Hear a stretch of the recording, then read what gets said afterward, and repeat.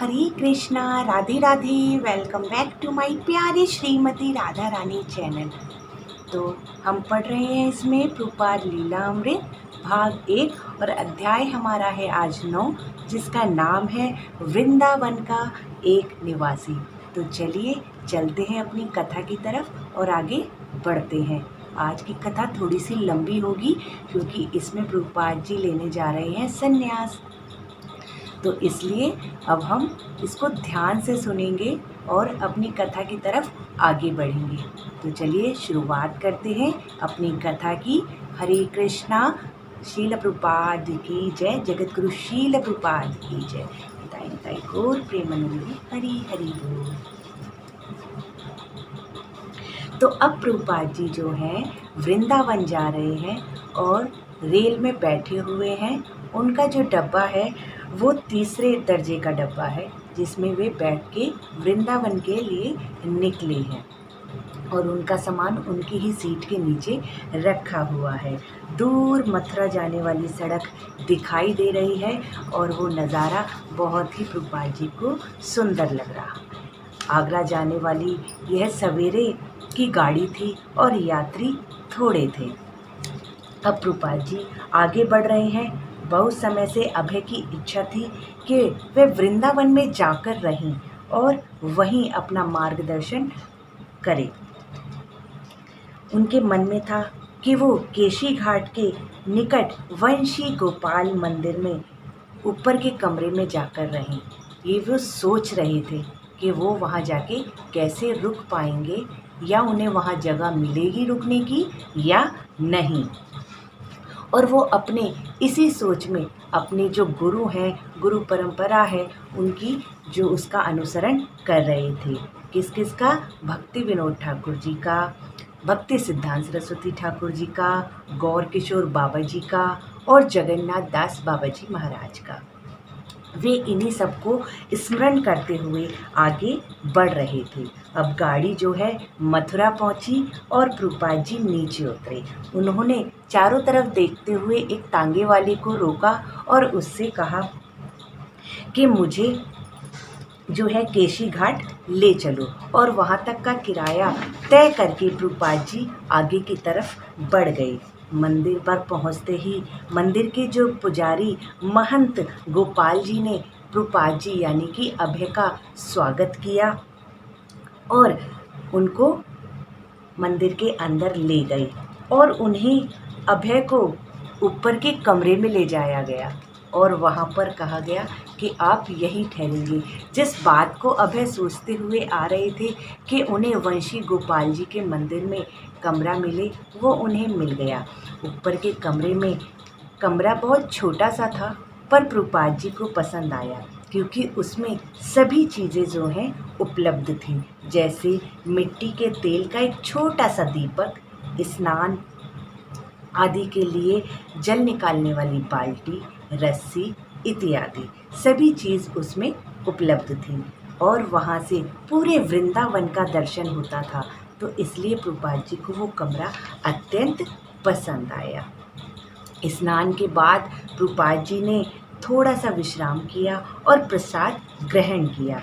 जब वे नीचे उतरे तो उन्हें मंदिर की घंटियां सुनाई दे रही थी, आरती चल रही थी और जो गोपाल जी थे वो मंदिर के पुजारी थे और वहीं पे सभी की देखरेख वही करते थे।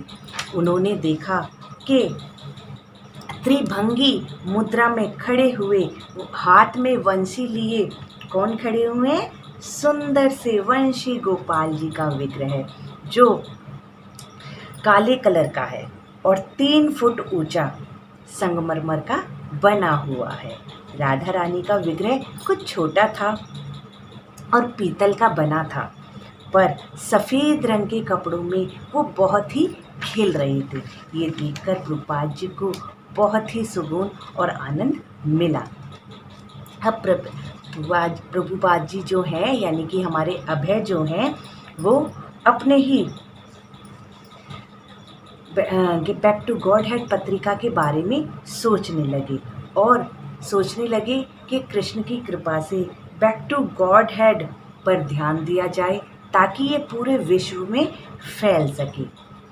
प्रभुपाद जी अपने इसी प्रसारण के लिए दिल्ली आया और जाया करते थे।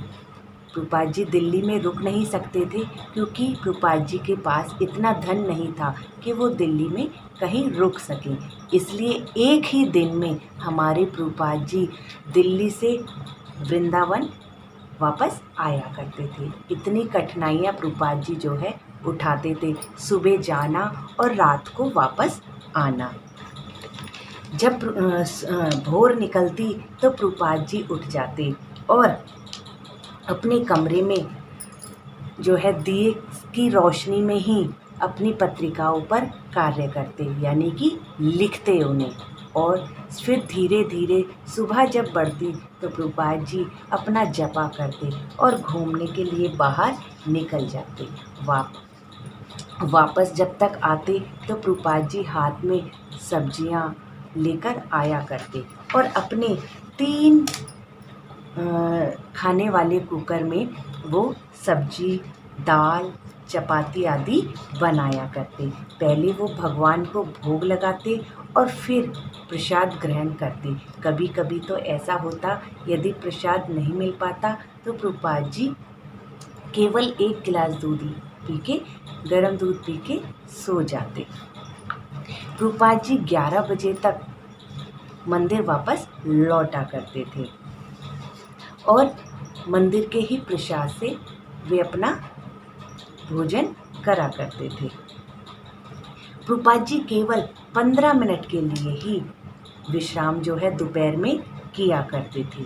ज़्यादा से ज़्यादा वो कृष्ण भावना में ही लीन रहते थे। संध्या के समय जब भी प्रभुपाद जी बाहर घूमने के लिए निकलते तो वो चारों तरफ देखते कि लोगों का तांता लगा रहता। लोग उनसे आते जाते राधे राधे बोलते और जवाब में प्रभुपाद जी हरे कृष्ण बोलते। और इन्हीं धुनों के साथ प्रभुपाद जी गलियों में से निकलते और जब वापस मंदिर की तरफ लौटते तो वो सुनते कि हर घर से संध्या आरती की सुंदर सुंदर कीर्तनों की आवाज़ आती। तो प्रभुपाद जी भी मंद मंद गाते हुए गलियों में से मंदिर की तरफ बढ़ते। हरे कृष्णा कृष्णा कृष्णा हरे हरे, हरे राम राम राम हरे हरे। जब प्रभुपाद जी सवेरे की गाड़ी से दिल्ली जाते और रात को वापस वृंदावन आते, इतनी कठिनाइयों पर उनके फ्रेंड ने जो उनके स्कंद छापा कर, जो उनकी पत्रिकाएं छापा करते थे, उन्होंने क्या कहा उनसे, मित्र होते हुए भी उन्होंने प्रभुपाद जी से कहा कि मित्रता के खातिर मैं ये नहीं छाप सकता, और क्योंकि पैसे की ज़रूरत थी। इसलिए प्रभुपाद जी वापस वृंदावन लौटे और उन्होंने अपनी योजना को थोड़ा यही विराम दिया और उन्होंने कहा कि जब उनको सफलता मिलेगी और धन आएगा तो वो ज़रूर छापेंगे और इसे आगे भी बढ़ाएंगे। अभय को बहुत ही दृढ़ विश्वास था अपने गुरु महाराज पर और कृष्ण भगवान पर। अभय जो थे अब आगे की तरफ जो है बढ़ रहे थे। अभय को जो है मुंबई जाने का भी मौका जो है यहाँ पर मिला। वृंदावन में कुछ महीने रहने के बाद अभय मुंबई में जाकर प्रचार करने का उन्होंने जो है निर्णय लिया। इसलिए वो प्रचार के लिए मुंबई में भी गए और वहाँ पर प्रचार कर उन्होंने देखा कि बहुत से लोग जो हैं भागवत करते हैं। तो उन्होंने कहा उन लोगों को भागवत नहीं करनी चाहिए जिसको ये पता ही ना हो कि कृष्ण के लिए क्या है, कृष्ण क्या है। तो उन्होंने इस चीज़ पर जो है कहा कि जो लोग मूर्खतावश उनका रामलीला में सम्मिलित होना और अनेक सी भाषाओं में उसका उपयोग करते हैं, ये ठीक ढंग से नहीं है और मैं इसको नहीं स्वीकारता।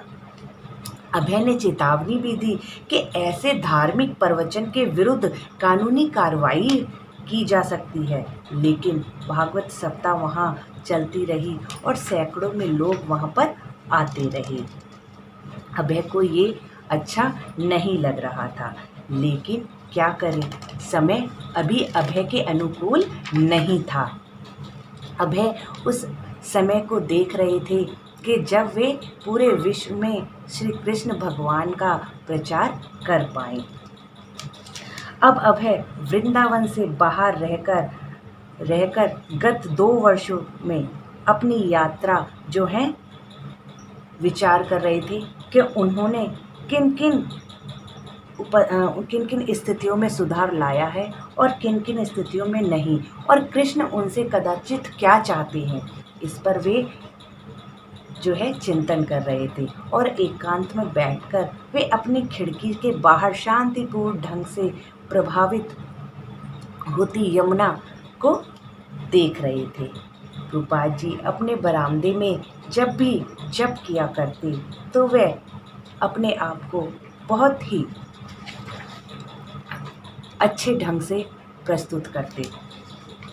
प्रभुपाद जी को खुशी जब मिली जब अक्टूबर के महीने में जो है एक कविराज्य वैद्यनाथ ने सरकार से बैक टू गॉड हेड की 1000 प्रतियां छापने का जो अनुदान है वो प्रभुपाद जी को मिला। इतना सुंदर अनुदान मिलने पर प्रभुपाद जी बेहद खुश हुए और उन्हें अपनी खुशी का जो है ठिकाना ना प्राप्त हुआ। एक रात फिर उन्होंने वही सपना देखा जो वो सपना देखते हुए आ रहे थे कि उनके गुरु महाराज उन्हें संन्यास लेने के लिए बार बार कह रहे हैं। अब प्रभुपाद जी को लग रहा था कि उन्हें संन्यास ले लेना चाहिए, इसलिए अभय अब मथुरा में जो है केशव महाराज जी से मिले और